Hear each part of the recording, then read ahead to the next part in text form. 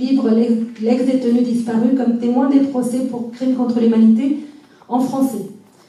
Quand Fabiana Russo, lors de son dernier passage à Paris, nous a parlé de la possibilité de faire la traduction du livre, je me suis dit que cette expérience unique et incroyable qu'avait vécue l'Argentine avec les procès contre les génocidaires était indispensable d'être diffusée et connue. Évidemment, avec mon élan habituel, j'ai engagé ICOS dans la traduction.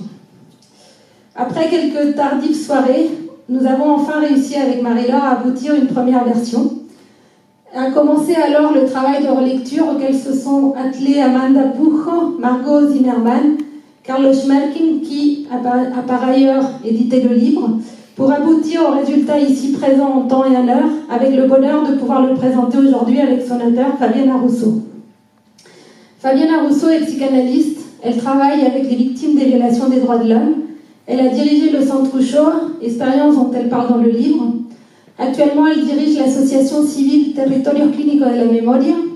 Elle nous parlera de l'expérience de l'accompagnement des témoins dans le cadre des crimes contre l'humanité, dont elle a élaboré un protocole à la demande du secrétariat d'État aux droits de l'homme de 2013 à 2012, Eduardo Duhalde, avec elle coécrit le livre. Elle abordera également l'actualité de la lutte des droits de l'homme en Argentine et ses acteurs naissants. À ses côtés, nous avons le plaisir de recevoir Sophie Tonon, avocate au barreau de Paris, présidente de France Amérique latine, engagée depuis plus de 30 ans dans la lutte des droits de l'homme en Amérique latine et plus spécialement en Argentine. Elle signe la préface de l'édition française. Elle nous parlera de cette expérience qu'elle suit de près par son engagement en tant que juriste, qui l'a menée récemment à une grande victoire, le verdict d'extradition de Mario Sandoval, décision modifiant la jurisprudence française. Et enfin, Armando Cote, psychologue au centre Primo Levi, psychanalyste et enseignant de l'école de psychanalyse lacanienne. Le centre Primo Levi travaille spécifiquement à l'accueil et aux soins des personnes victimes de la torture et de la violence politique réfugiées en France, au moment où la France connaît un important influx de réfugiés. Le centre doit être à un moment crucial de son analyse sur ces questions si difficiles mais si indispensables à traiter et à affronter. Je vais donc, pour commencer, passer la parole à Fabiana pour qu'elle nous présente le livre et ensuite les intervenants, Sophie et Armando, vont un peu discuter justement sur les questions du livre et sur les questions fondamentales qu'il traite. Je vous remercie. Buenas noches. Muchísimas gracias a todos ustedes por estar presentes y por interesarse por este tema. Para mí es un honor realmente estar acompañada en esta ocasión por personas que representan además cada una de ellas significantes en mi historia personal y en la historia de este libro, personas que están vinculadas a marcas que tienen que ver ni más ni menos con la experiencia y el impulso de Hijos París para las actividades que tienen que ver con los temas vinculados a la memoria, con el trabajo que conocí más de cerca hace unos meses atrás, que lleva adelante Armando Cote en el Centro Primo Levi, y algunas cuestiones que han hecho que entremos en un diálogo sobre los temas que abordamos en Argentina y en Francia, vinculado a las consecuencias subjetivas y las consecuencias clínicas derivadas de las violencias de Estado y el terror de Estado como dos categorías incluso diferenciadas. Y por supuesto el honor de estar acompañada también por Sophie Tonon, a quien conocemos desde desde siempre, por el trabajo que ella desarrolló con los desaparecidos franceses en Argentina en particular, por supuesto por toda su experiencia y su lucha por la memoria desde el campo de lo jurídico. Este libro está en este momento ya recorriendo el mundo prácticamente. Fue presentado en la Argentina hace 3 años atrás y el año pasado tuvo una traducción al portugués, producto también de una experiencia que desarrollamos los equipos de Argentina con los compañeros de Brasil y que derivó en una experiencia que se llamó Clínicas del Testimonio en Brasil, y que recientemente tuve la oportunidad de viajar para asistir a la destrucción de ese programa, como también está pasando en Argentina, producto de las nuevas políticas vinculadas a la memoria y en particular en lo que hace a la aplicación de programas de políticas públicas con víctimas del terrorismo de Estado en ambos países. Y bueno, ya desde el año pasado comenzamos a conversar con María Laura y con Silvina la posibilidad de la traducción y pensar también un poco cómo dialogar entre la experiencia argentina y francesa, algo que por supuesto tiene enormes diferenciaciones, pero que a la hora de pensar qué hacemos con quienes estamos en el campo de la salud mental, con lo que los sistemas concentracionarios arrojan como consecuencias en la subjetividad, es un tema que nos interpela a todos los que formamos parte de ese campo, digamos. Este libro tiene una particularidad, además de todo lo formal que pudiera explicar respecto de cómo lo pensábamos, cómo hacemos, etc., pero es un libro que está, en primer lugar, escrito en una coautoría, ni más ni menos que con Eduardo Luis Duhalde, que, como decía Silvina, fue el secretario de Derechos Humanos de la Nación en la Argentina e impulsó muy fuertemente las políticas vinculadas al juzgamiento de los crímenes por delitos de lesa humanidad. Pero además, cuando Eduardo muere, en el año 2012, en una de las veces que estuvimos ordenando su despacho y organizando un poco con la familia Duhalde todos sus papeles, encontramos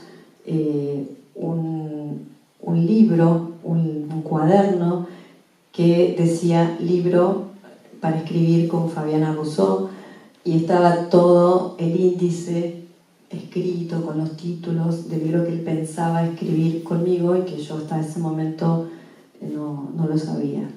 Fue un modo también de recoger ese legado, porque esa experiencia dejó un legado. Creo que esto es lo más importante de lo que nos podemos tomar en la actualidad frente a la devastación de lo que fue, digamos, la construcción de políticas de memoria y la ruptura rotunda de las políticas de memoria, sobre todo pensándolas en términos de políticas públicas de memoria.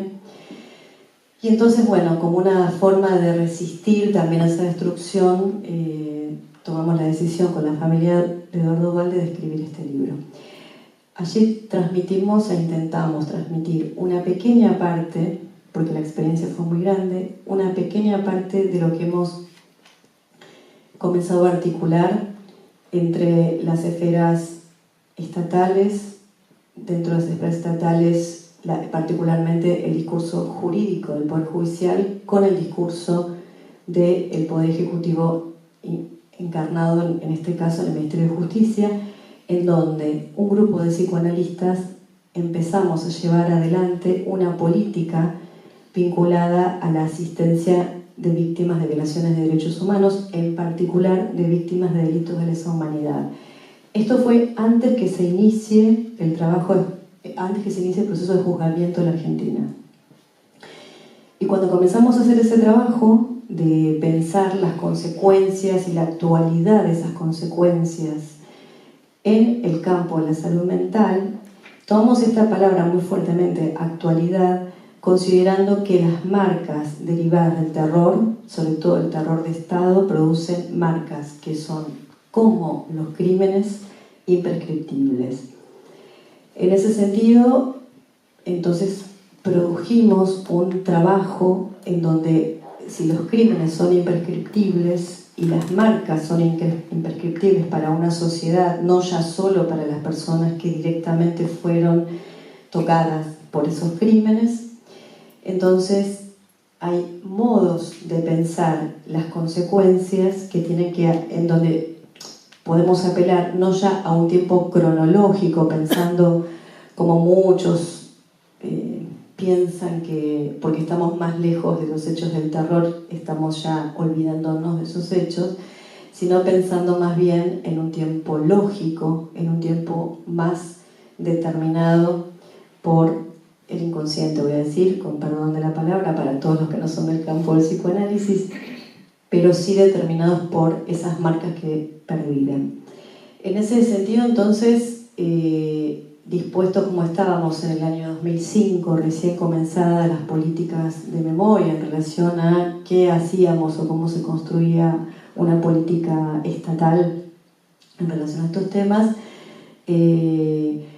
comienza inmediatamente el proceso de los juicios en Argentina, y a partir del año 2006, en donde ustedes verán que, bueno, en esta edición no, pero en la edición española el prólogo lo escribe el juez Carlos Rosansky, que fue precisamente el juez que presidió el tribunal que llevó adelante el primer juicio. Acá también está Rosansky. Sí, tenés razón, me he olvidado, tenés razón. Acá también está Rosansky, así que sí lo van a ver, sí lo van a ver. No, entonces lo que decía es que precisamente en ese contexto es que nosotros tomamos la decisión de pensar que esos juicios no se podían llevar adelante solo desde el campo jurídico, que era imposible. Algo que para los jueces era impensable también, primero porque, estaban acostumbrados, estaban muy habituados a llevar adelante juicios penales derivados de otro tipo de delitos de otras características. Y entonces el juzgamiento de crímenes de lesa humanidad con la justicia ordinaria y no una justicia extraordinaria como ocurrió en otros países del mundo, hizo que tuviéramos que pensar esquemas particulares de intervención en la articulación, en una muy fuerte articulación con los jueces, algo que llevó mucho trabajo y muchos años de construcción. Pero además tuvimos que poner también el acento en poder dialogar con otros programas del Estado. Por eso en este libro hay una presencia muy fuerte de la lógica estatal pensada desde, como decía recién, las políticas públicas, porque fueron modos que hubo que inventar al interior de las estructuras estatales para poder asumir de alguna manera, en la manera que se podía, la magnitud de las causas que se pusieron en marcha en Argentina, la magnitud del universo de víctimas que circularon por la Argentina durante todos esos años, sobre todo desde el 2006 hasta el 2015, porque fueron los años donde hubo mayor cantidad de juicios en marcha, y todo lo que eso implicaba para otros programas que ya existían al interior del Estado. Por ejemplo, cuando se desarrolla el primer juicio en el año 2006, ustedes quizás recuerden que muy cerca del comienzo de ese juicio aparece Julio López, y entonces se produce ahí una especie, digamos, de catástrofe respecto de las respuestas que el Estado tenía en ese momento para dar frente a lo que ya no solamente la protección física que implicaba poder proteger a los testigos, sino las consecuencias que eso traía en la intimidad de cada testigo y de cada futuro testigo. ¿Qué significaba? Que desaparezca nuevamente una persona en el medio de un juicio. Frente a la gravedad de ese hecho, es que Eduardo Luis Duhalde me convocó, junto con otro grupo de colegas que ya estábamos trabajando, pensando en esta actualidad de las marcas, como les decía recién. Y entonces en ese contexto, junto con Victoria Martínez, que dirigía el área de la cual dependía mi trabajo, que también había venido una larga experiencia con organismos de derechos humanos en la asistencia a víctimas, construimos el Plan Nacional de Acompañamiento a Testigos y Querellantes en las Causas por Lesa Humanidad, conscientes de que no era posible responder solo del discurso jurídico ni solo desde estructuras estatales como, por ejemplo, los equipos de protección a testigos, que dependían también del Ministerio de Justicia, pero que tenían muy pocas herramientas para ofrecer a testigos de lesa humanidad, como por ejemplo que frente a la desaparición de un testigo el modo de protección fueran las fuerzas de seguridad. Eso fue algo imposible de pensar, por lo menos solo en esos términos. Por lo tanto, pensamos el acompañamiento desde el Estado, encarnando una función estatal como un modo protectorio, como una medida en donde la protección a los testigos ya no fue una protección física, sino una protección en torno a la catástrofe subjetiva que implicaba el terror que se desencadenaba nuevamente, como una catarata a partir de esa desaparición. Y por supuesto, una consecuencia que hubiera sido posible, no la fue, que era que no se presentaran a declarar porque, bueno, había, por supuesto, muchas razones para tener en ese momento muchísimo miedo. Sin embargo, la valentía de los testigos fue enorme y lo que ellos planteaban era que querían pensar medidas que de verdad, medidas integrales que de verdad implicaran para ellos un espacio de contención frente a lo que estaba sucediendo, pero que sí querían declarar porque habían esperado más de 3 décadas en ese momento para declarar. Eso es lo que nosotros intentamos explicar, transmitir, mejor dicho, en este libro. Y sobre todo hay 2 artículos, uno de Eduardo y uno mío, en donde intentamos hacer un recorrido más teórico sobre cómo nos tocó a nosotros esa experiencia y la necesidad que teníamos de pensar en la construcción y en un marco teórico además de esa práctica. Una práctica demasiado pegada al horror todo el tiempo, demasiado pegada a una construcción que implicaba también urgencias, como esto que decía, primero pensar en los testigos, después la desaparición de un testigo, luego pensar la protección de los testigos, luego pensar el acompañamiento de los testigos. Sobre todo, la construcción teórica, si la tengo que resumir en 2 palabras, es pensar que si el Estado pone a hablar a las víctimas del terror del Estado, no puede hacerlo de cualquier manera. Hablar siempre tiene consecuencias y nunca se sabe cuáles son esas consecuencias. Esto cualquiera de nosotros en la vida lo podemos corroborar. Sabemos que si hablamos, nunca sabemos con qué nos encontramos. Sobre todo cuando hay que hablar del horror, es decir, que hay que extremar un campo posible del lenguaje, hay que extremarlo para hacerlo transferible a un social, y sobre todo cuando eso que se va a hablar es aquello de lo que sucede a la sociedad, no de lo que sucedió, porque por supuesto hay una temporalidad que sigue siendo actual, pero además porque no es algo que le haya pasado a los testigos, es algo que les sucedió a la sociedad en su conjunto. En ese sentido es que está pensada toda la construcción de este marco y sobre todo una impronta muy fuerte de una práctica que sabemos fue inédita, pero que también sabemos que tuvo muchos momentos críticos en donde pensamos que iba a ser o muy difícil o prácticamente imposible llevar adelante semejante tarea en el modo que la queríamos llevar, que era dignificar la palabra de las víctimas. Si hay una cosa que nosotros pudimos garantizar durante ese proceso de juzgamiento en Argentina, y lo notamos desde el primer juicio hasta los actuales, es haber agujereado de alguna manera ese implacable discurso jurídico, haciendo pasar algo de la subjetividad de los testigos al marco judicial. Y me parece que en ese punto hemos sido como una suerte de valla entre el discurso jurídico encarnado en los jueces.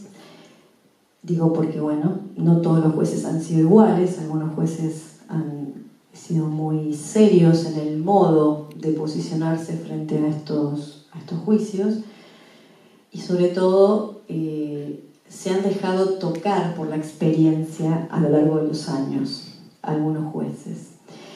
Entonces creo que esa especie de traducción que fue nuestro lugar entre el discurso jurídico y lo que le sucedía a las víctimas fue dignificar ese dispositivo judicial, fue hacer humano ese dispositivo que parecía bastante complicado en esos términos cuando comenzaron los juicios.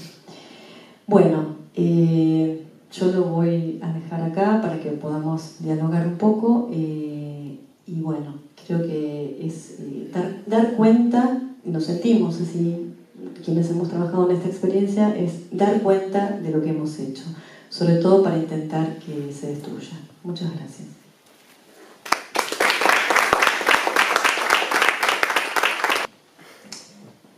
El testigo en un juicio penal es una figura fundamental. En mi prólogo yo traté de mostrar que la represión en la Argentina, tal como fue configurada, se organizaba alrededor del secreto, de lo que se llama el crimen oculto disimulado. Entonces, cuando hay un juez que de repente, hablo de manera abstracta, no importa, decide hacer un juicio, abrir un juicio sobre esos hechos disimulados, tiene una doble dificultad. Primero, la primera dificultad es la que organiza el criminal mismo, que siempre trata de mezclar la referencia, bueno, como lo vimos ahora en el caso Sandoval, por ejemplo. La segunda dificultad es que, como yo lo decía, los hechos fueron disimulados por la dictadura. Yo cité en el prólogo frases de Duhalde, se me olvidó su nombre, Eduardo Duhalde, que explica que efectivamente fue una dictadura que disimuló sus crímenes, y también hay una citación de Videla. Al respecto hubo varias declaraciones de militares que dijeron que sí, que no había otra posibilidad que disimular 30.000 desaparecidos. Entonces, cuando de repente se abre un juicio, existe esa doble dificultad en el caso específico de Argentina, lo que significa un trabajo enorme para el testigo. Nos sabemos todos que la víctima tenía los ojos vendados, que los raptos eran anónimos, entre comillas, que los torturadores tenían apodo. Entonces después hay que hacer toda esa identificación. Hay testigos, por ejemplo, que ni sabían en qué campo clandestino habían estado y que ellos decían, bueno, sí, estuve en la ESMA, por ejemplo, y yo escuchaba el tren. Entonces otros testigos decían, no, en la ESMA no había trenes, por ejemplo, que pasaban, o viceversa. Entonces había todo un trabajo de identificación de los hechos muy, muy difícil. Si no hay testigo en una sala de audiencia, es muy difícil que haya una condena al final. Entonces, el testigo es una persona clave. Sabemos todos que un testimonio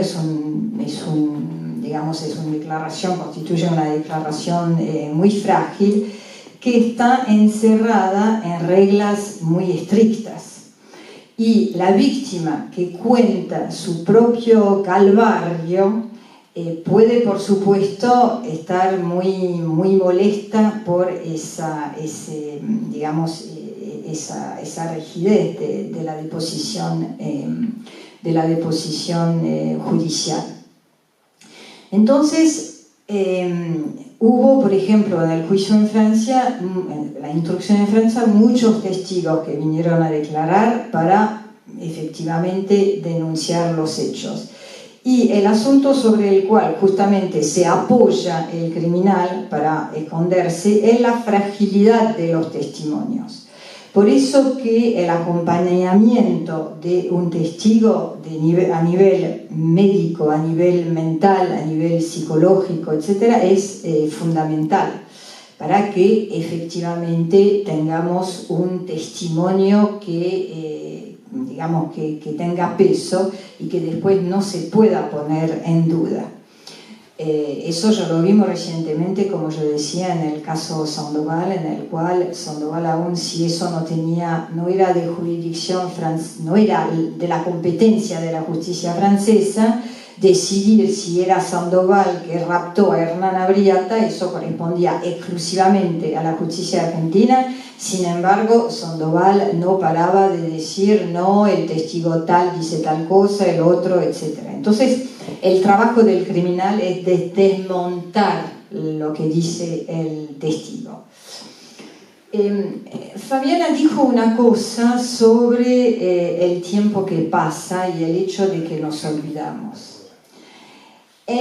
Cuando se trata de lo que se llama los crímenes comunes, un asesinato, una violación, yo voy a volver sobre esa calificación rápidamente, es cierto que llega un momento, y por eso que los derechos occidentales de origen, digamos, los derechos de origen latino, derechos escritos, decidieron que después de un tiempo, elegir entre la pobre víctima que nunca va a tener justicia y poner en peligro la paz social investigando sobre hechos que tienen 20 años, que se produjeron hace 20 años, por ejemplo, bueno, acá se tiene que elegir la paz social.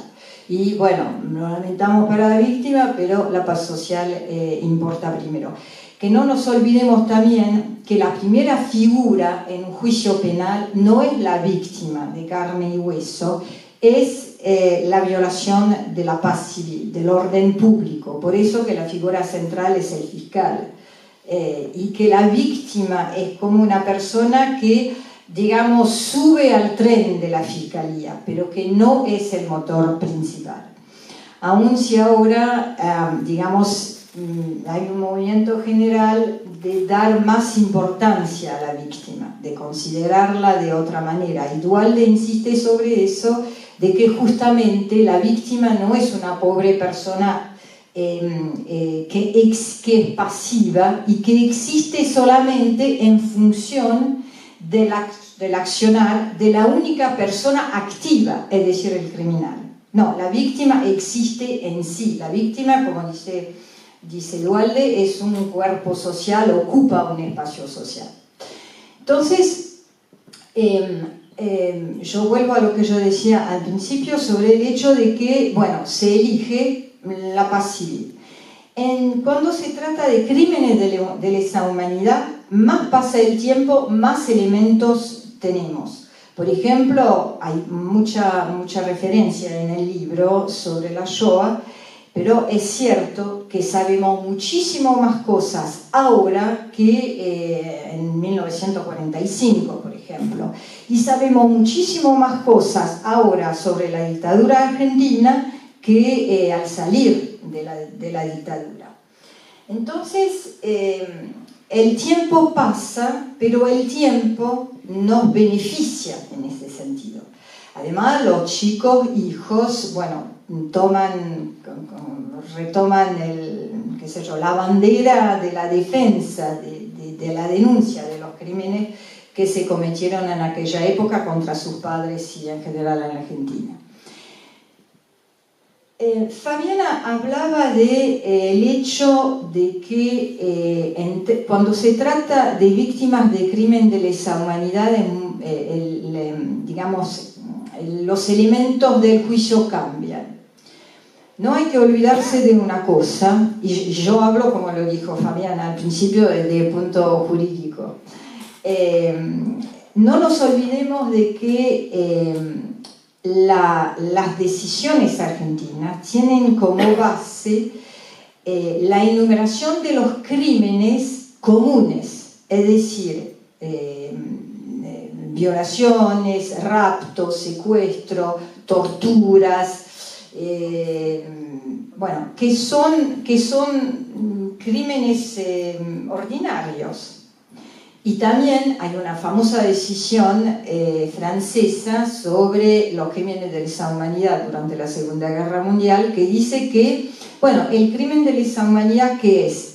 Es una sucesión de hechos criminales, pero cometidos en un marco especial. Y es ahí que pasamos del crimen ordinario al crimen de que los crímenes en la Argentina cometidos por la dictadura no aparezcan del punto de vista jurídico como una especie de adición de crímenes ordinarios, secuestros, etc., sino un plan sistemático de eliminación de un sector de la población. Por eso que él dijo que,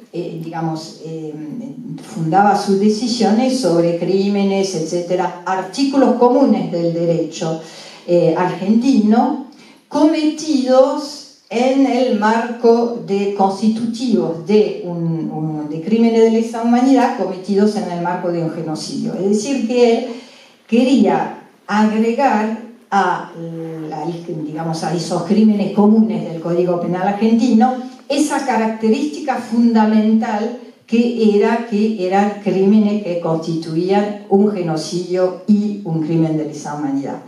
Bueno, en Francia sería solamente el crimen de lesa humanidad. Lamentablemente hay una jurisprudencia muy perversa en Francia que limita la figura jurídica del crimen de lesa humanidad a los hechos criminales cometidos durante la Segunda Guerra Mundial y que no los acepta para crímenes cometidos después hasta la reforma del Código nuestro en el 92, en vigencia 94. Pero es cierto que si no se considera que esos crímenes no fueron cometidos adentro de un plan sistemático de eliminación, pasamos al lado totalmente de lo que fue la dictadura argentina y de la tragedia que fue en la historia del país. Muchas gracias.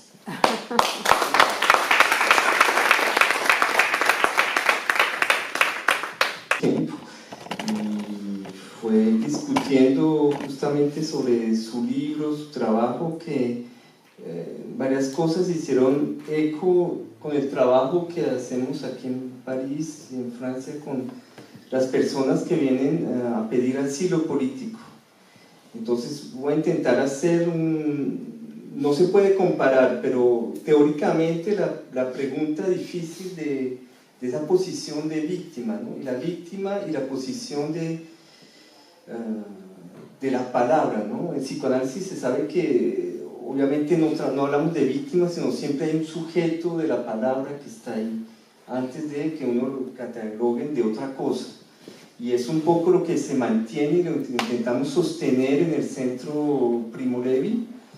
Y leyendo el libro y hablando con Fabiana, encontré esa dificultad de justamente la importancia que es de poder crear un nudo entre lo que es jurídico, lo que es clínico y lo que es social. Es decir, sin los tres, yo creo que cuando se habla de reconstrucción, en todo caso una experiencia del centro, incluso aquí está Juan Bogino, que trabajó también y que tiene la misma experiencia que yo, esa importancia de que las tres cosas se hagan al mismo tiempo.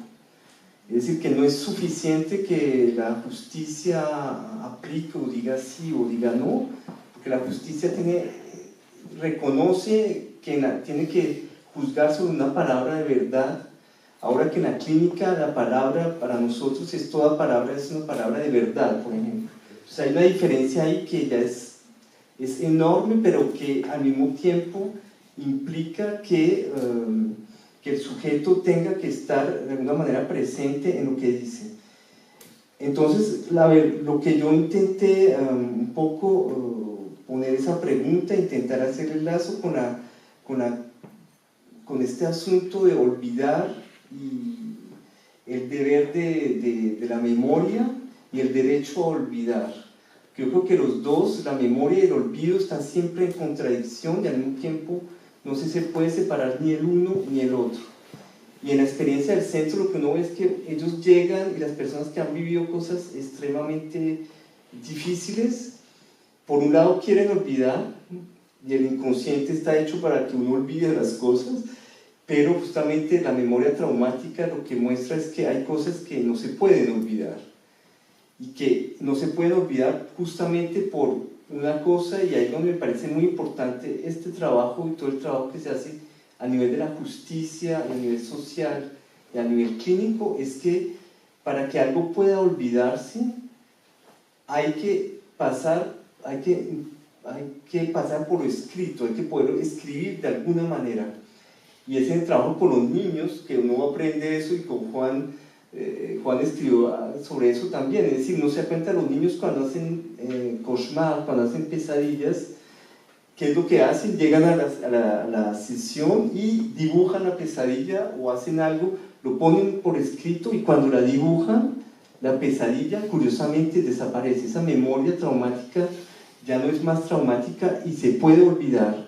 eso nos aprende algo y me parece que es el valor de tu libro y de todo ese trabajo que han hecho en Argentina, es intentar escribir algo que si no se escribe no va a poderse olvidar de alguna manera, y que es todo el trabajo de la justicia también, porque juzgar frente al público algo que se cometió de manera privada tiene ese doble aspecto también, es decir que uno encuentra también en todo el problema de la violencia que la barrera entre lo público y lo privado desaparece. Entonces hay algo que es completamente obsceno, pero que al mismo tiempo para poderlo restituir implica que lo público tenga que estar ahí presente para que se pueda inscribir justamente algo del orden de lo privado. Y eso es lo que reconocemos aquí en Francia con muchas personas que frente a la CNDA o a la OFPRA, que son las dos instancias que otorgan el asilo político, cuando les dicen a los pacientes, les dicen no le damos el asilo político, eso produce efectos subjetivos muy fuertes. Es decir, que la reparación es muy difícil. Y en Francia se inventaron una cosa que es la carte pour soin, la carta para la salud, para curarse aquí en Francia. Y las personas que pueden quedarse en Francia para curarse de eso, no es el mismo reconocimiento porque justamente el estatuto de víctima no reconoce que eso tuvo lugar, es decir, que el sujeto estuvo de alguna manera violentado.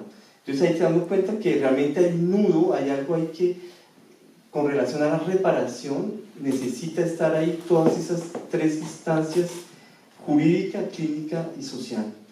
Y bueno, eso fue un poco el eco que me dio y bueno, me parece muy importante ese libro, y todos mis colegas desafortunadamente no podían venir esta tarde para intercambiar contigo esa experiencia. Muchas gracias.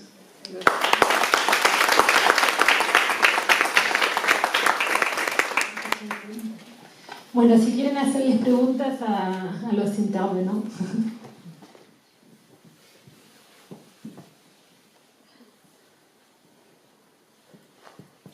Es una pregunta que congela toda. Sí. Una cortita. Para empezar, a partir de todo este trabajo que han estado haciendo y que es lo que transcriben en el libro, ¿cuáles han sido los efectos que se pudieron percibir en la clínica con los pacientes? Es decir, este cambio del estatuto del testigo, ¿qué efectos pudieron observarse? Bueno, es muy interesante eso porque para eso hemos construido semejante trabajo, y lo quería articular esto que preguntas con lo que recién mencionó también Armando respecto a la categoría de víctima, ¿no? Porque hablar de víctimas y hablar de pacientes en el marco de un proceso judicial al interior, digamos, de un Ministerio de Justicia, que es donde estaba radicado el trabajo que nosotros desarrollamos y cuando hicimos cuando produjimos la creación del Centro de Asistencia Fernando Ulloa, fue todo un debate, por supuesto, porque en primer lugar nada indica que la categoría de paciente tenga algo que ver con la condición de testigo, ni que la categoría de víctima tenga que ver con un paciente y con un testigo en un juicio. Son cosas que de entrada no encajan y es mejor que no encajen, ¿no?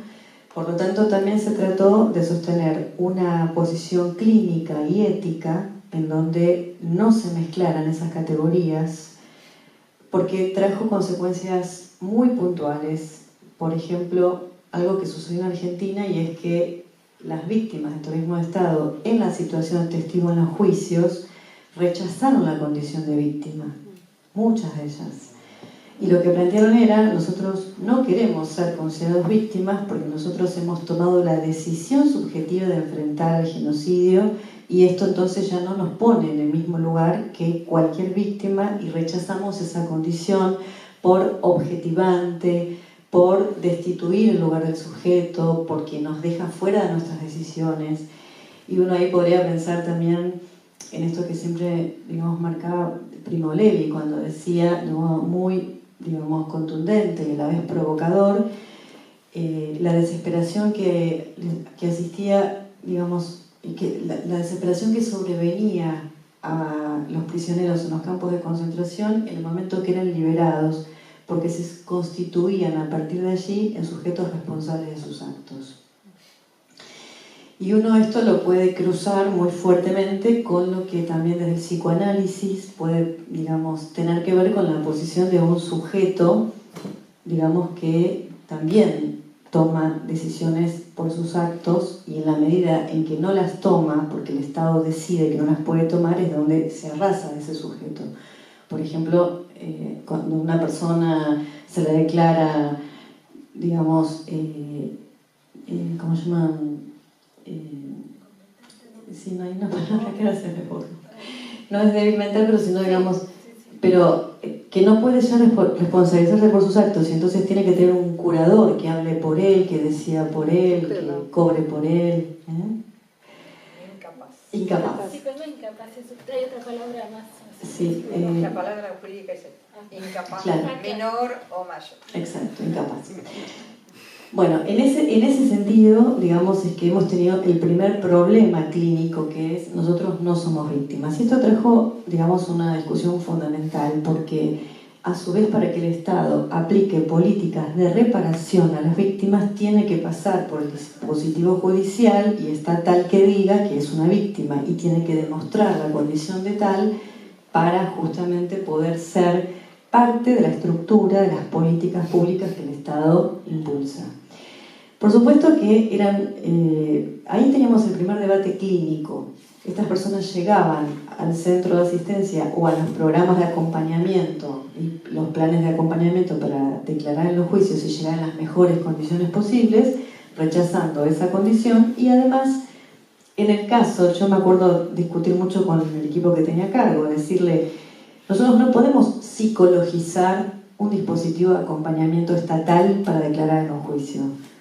Porque las personas que llegaban a declarar y por primera vez recibían el llamado de un psicólogo que decía, lo llamo porque usted va a declarar en el juicio tal, tal, tal. Entonces ellos preguntaban, ¿pero usted es psicólogo? Bueno, sí, lo que pasa... ¿Pero qué me va a pasar? Porque yo quería declarar. ¿Qué me va a pasar si declaro? ¿Por qué tengo que tener un psicólogo? Entonces esto que no estaba pensado, digamos, de entrada para... Entonces... digo, ahí hay una diferencia radical para sostener que es que un testigo no es un paciente y que no se puede psicologizar un dispositivo testimonial. Entonces, es verdad que el acompañamiento produjo en la gran mayoría de las personas con las que hemos trabajado en esta lógica, en esta ética del respeto y de no psicologizar la medida que pudiéramos y de no victimizar y de no homogeneizar todo lo que tenía que ver con estas cuestiones más generalizables, digamos, y esta especie de confrontación casi delirante que tuvimos, que es hacer una política pública para todos, pero sin movernos del uno a uno y ver qué era para cada persona un acto de reparación. Creo que eso hizo que muchas de esas personas hayan llegado en las mejores condiciones posibles a su declaración y que además hayan podido pensar luego de su declaración que lo peor venía en la etapa post-testimonial, es decir, lo peor, como decíamos antes, por las resonancias que hablar tenía para todos ellos. Por ejemplo, si una persona esperaba 30, 40 años para llegar a un juicio y poder declarar y que se sancione penalmente a los responsables de los crímenes, luego de todo ese tiempo y luego de todo lo que implica como esfuerzo subjetivo llegar a esa instancia, se encontraban que al final de eso, aun cuando las sentencias hayan sido ejemplares, que eso a veces despertaba algo impensado, que era un mayor dolor todavía, porque se accedía a algo así como una verdad que hasta ese momento había estado bastante acotada, y era la verdad rotunda de lo que se perdió para siempre y que el juicio no repara. Entonces ahí empezaban otro tipo de problemas y otro tipo de demandas y otro tipo de recorridos personales, en donde verificamos que ya no solamente alcanzaba con producir un acompañamiento, sino que teníamos que luego poder tener una mirada clínica y muy seria de las consecuencias de testimoniar. Testimoniar, cuando nosotros empezamos a tomar dimensión de lo que eso significaba, para cada persona, nos dimos cuenta del enorme riesgo que implicaba hablar en ese dispositivo judicial. Y es ahí donde dijimos, bueno, el Estado no puede poner a hablar a las víctimas de cualquier manera, sino puede atajar las consecuencias que eso produce. Esto fue, digamos, lo que después llevado a la experiencia incluso de Brasil, que fue un equipo que replicó ese trabajo. También tuvimos otro debate que se sumó ahí, porque, digamos, nosotros tenemos una experiencia regional también, por eso siempre estamos trabajando, digamos, en coordinación, porque, bueno, la aplicación del terror no ha sido solo en Argentina, ha sido parte de la coordinación represiva del Cono Sur, etc. Y los compañeros brasileños también decían, bueno, después de 50 años el gobierno pone a hablar a las víctimas en la Comisión Nacional de la Verdad sin consecuencias penales, y luego de 50 años, y entonces, ¿por qué vamos a poner a hablar a todas estas víctimas de aquello que luego no va a tener una consecuencia penal? O sea, hay una responsabilidad enorme por parte del Estado al abrir estas vías. Y esto es lo que nosotros tratamos de introducir, y creo que tuvo sus consecuencias en la medida en que muchas de esas personas pudieron posicionarse de otro modo frente a su declaración.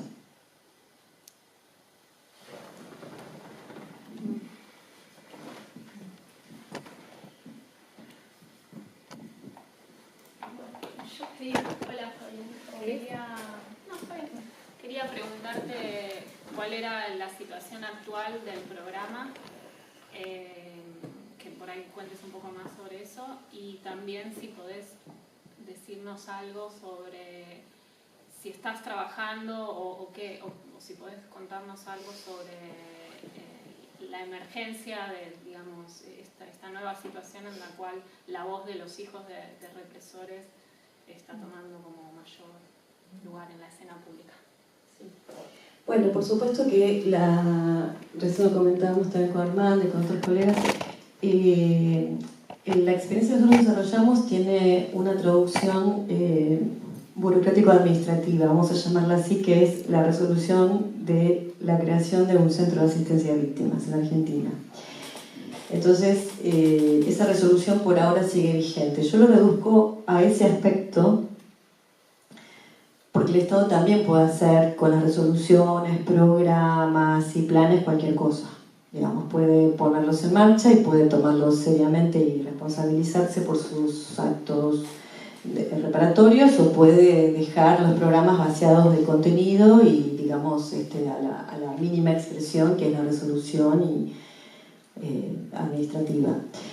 El centro hoy existe y queda un grupo de personas que se formaron conmigo bajo mi gestión y que están muy comprometidas con el trabajo y consideran que, como los juicios siguen en marcha y las personas siguen declarando en esos juicios, por supuesto que dejar toda la deriva sería, digamos, nos compete a todos una enorme responsabilidad ética respecto de eso, ¿no? Y también una gran pregunta sobre lo que significa declarar, que es algo que yo lo dejaría para otra oportunidad, pero que es declarar con un Estado que garantiza cierta política reparatoria y que es declarar con un Estado negacionista. Digamos, no son los mismos efectos, evidentemente, ni las mismas garantías en términos subjetivos. Es más, pienso que frente a un Estado negacionista y abiertamente negacionista produce una cantidad de temores incalculables para los los sobrevivientes que van a declarar. Entonces el centro sigue existiendo y está muy, digamos, desdibujada la competencia con la que lo hemos creado, que era este debate sobre qué es una víctima, pero qué es una víctima del terror y qué es una víctima del terror del Estado. Eran tres instancias distintas, no lo mismo. Una víctima del terror y una víctima del terror del Estado.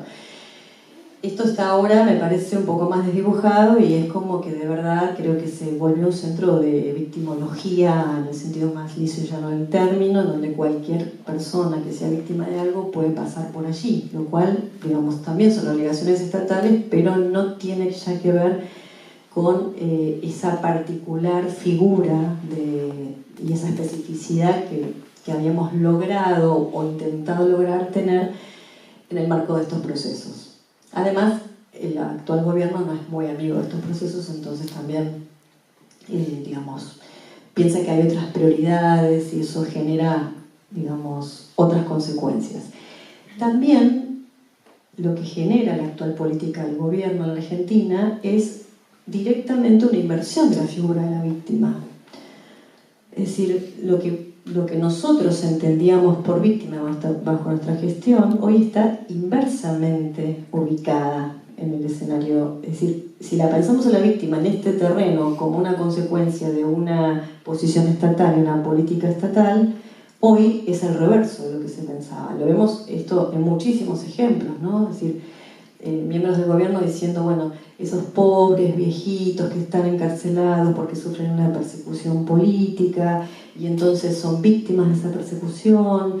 Algunos de ellos, digamos que además, cuando el Estado dejó de marcar esa frontera discursiva respecto de que no había más posibilidades de dos demonios, al levantar el Estado esa frontera discursiva, por supuesto, emergió muy rápidamente en algunos sectores esta idea del retorno de los dos demonios. Bueno, por supuesto encarnado además directamente por el actual secretario de Derechos Humanos de la Nación, que ustedes saben que anuló el prólogo de Nunca Más y reescribió un prólogo reivindicando el primero, el de Sábato, que apelaba a la teoría de los dos demonios, pero además diciendo que lo quitaba porque ese segundo prólogo escrito por Eduardo Luis Duhalde era un prólogo donde se politizaba a las víctimas. Si las víctimas son apolíticas y no tienen que estar tocadas por esa politización en este terreno, entonces esto también le da una coherencia interna a lo que para este Estado es una víctima no política. Por lo tanto, todas las acciones del Estado, sus programas y sus centros de asistencia y todo lo que hacen es para víctimas no políticas.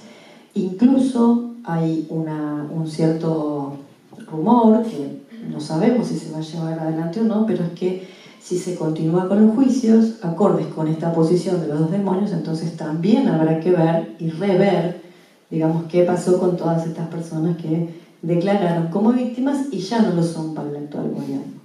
Entonces es muy complejo ese momento y justamente por la complejidad que tiene ese momento, que haya surgido frente al 2x1 por primera vez la emergencia de esta voz inédita a descifrar como la de algunos, remarco, algunos hijos de genocidas, incluso dos de ellas, que son mujeres, han apelado a la ley para quitarse el apellido de sus padres y que hayan marcado este límite frente al 2x1 diciendo no queremos, digamos, que estos asesinos que son nuestros expadres estén en la calle rozando sus cuerpos con las víctimas.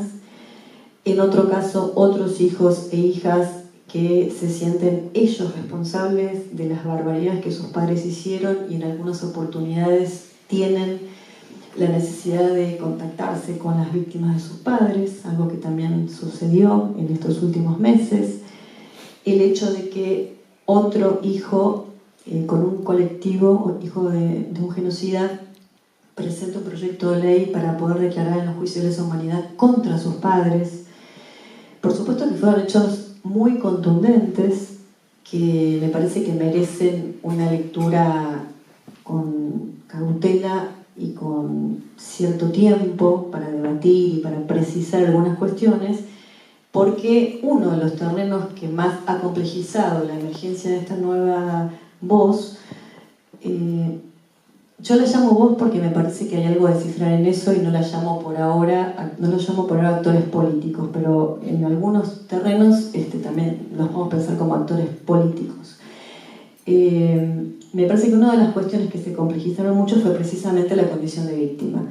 Hubo muchas oportunidades en donde incluso algunos sobrevivientes plantearon que los hijos de genocidas también eran víctimas de lo que había ocurrido. Y me parece que ahí tenemos que ser muy precisos en la definición, por lo que decíamos anteriormente. El Estado reconoce una víctima y a partir que la reconoce, aplica medidas sobre esa víctima y entra a un circuito estatal específico. En todo caso, son personas victimizadas a consecuencia de cuestiones, en primer lugar, familiares, y en segundo lugar, por supuesto, sí, forman parte del colectivo común de personas que, por vivir en esa sociedad y por ser una sociedad que atravesó por un genocidio, las consecuencias de ese genocidio han sido particularmente feroces en algunos sujetos, y creo que en algunos hijos de genocidas han sido particularmente feroces. Pero creo que es un debate que hay que tomarlo con mucha seriedad, y que no se es víctima de lo mismo. Sí creo que la potencia de esa voz, en modo que interpela al propio discurso jurídico, es enorme. Cuando la ex hija de Checolatz, tal como ella misma se denomina, apeló en el año 2016 a la justicia de familia para exigirle a un juez de familia que a través de un dictamen deje por escrito que la justa razón por la cual ella se quitaba el apellido era porque su padre había sido un genocida y eso afectaba su vida social, su vida, digamos, en muchos terrenos personales, que esa sentencia ya está escrita por un juez, digamos, en el año 2016, donde ya estaba instalado el gobierno actual, es un modo de producir una contradicción al interior mismo de lo que se escribe en esas estructuras, ¿no? Que es tomar el hecho de que su padre es un genocida como una justa razón para quitarse el apellido.